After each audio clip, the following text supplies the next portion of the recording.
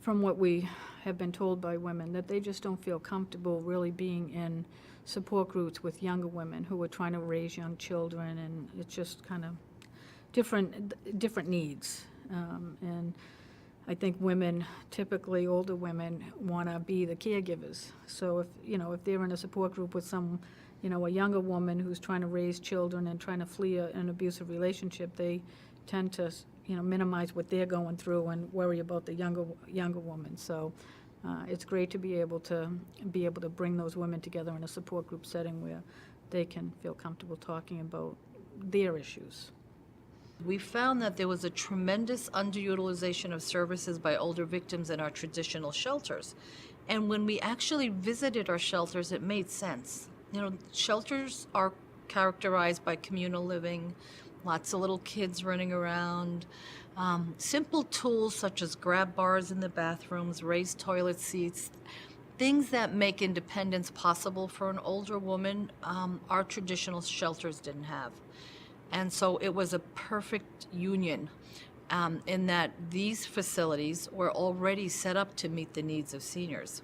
Definitely. The 50 to 60-year-old group is the hardest to find services for because they usually don't have children that they can get services from, like Department of Social Services, or age 60 and over is usually our aging services, so they can't access those services. When we first started providing services for older victims, we were serving the 60-plus population.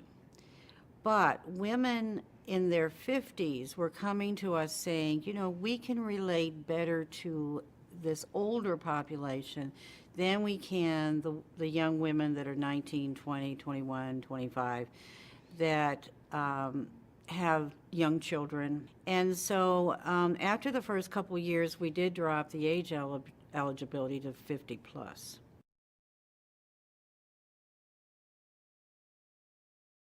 We develop not just spousal abuse, partner abuse program, but our program for all ages of our clients is for all different kind of family relationships, both current and former relationships.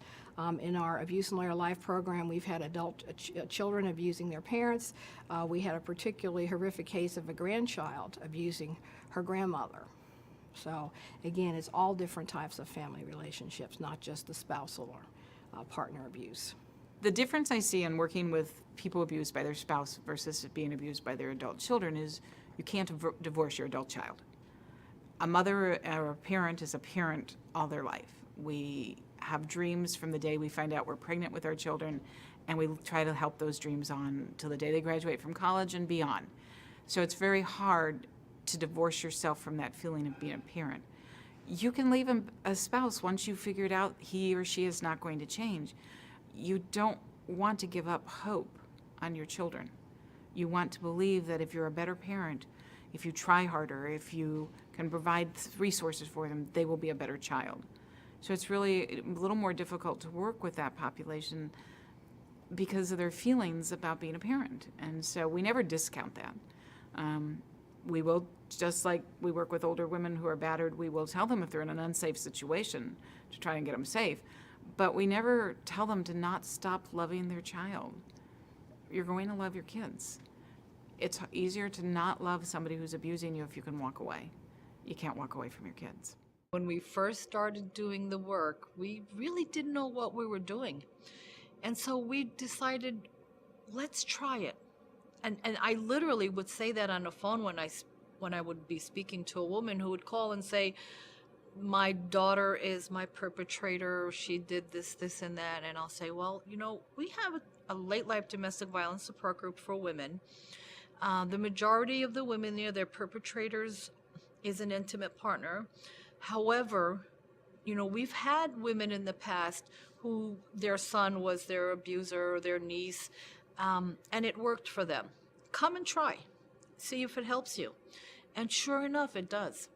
And I think it's because the dynamics are the same. The underlying cause for the abuse being power and control, it really doesn't matter who the perpetrator is, an intimate partner, another family member. Ultimately, how it's experienced and what some of the interventions are the same.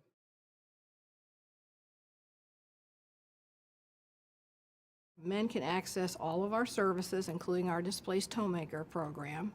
A lot of people aren't aware of that men can access that program as well, except for going into the shelter. We don't have that, and we try to make arrangements. We find that most of our older men victims don't necessarily need shelter, but maybe they need court services, maybe they need counseling, that type of thing. And we had an interesting situation with the support group. When we were having a support group for our older women, we had one man that was interested in that. We decided, like with most of our support groups, we have to ask the women. And the women did not want to have a man, and we didn't have enough men who were interested in the support group. So that's always an issue, because men don't report being abused as much as women do.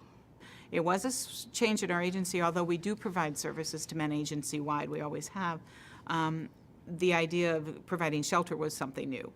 We had to come up with a plan because our shelter is based on the funding for intimate partner violence, so it's generally female. We don't generally take men into them, but we've come up with some alternative housing arrangements. But we continue to provide the counseling, the legal advocacy, everything else from the program.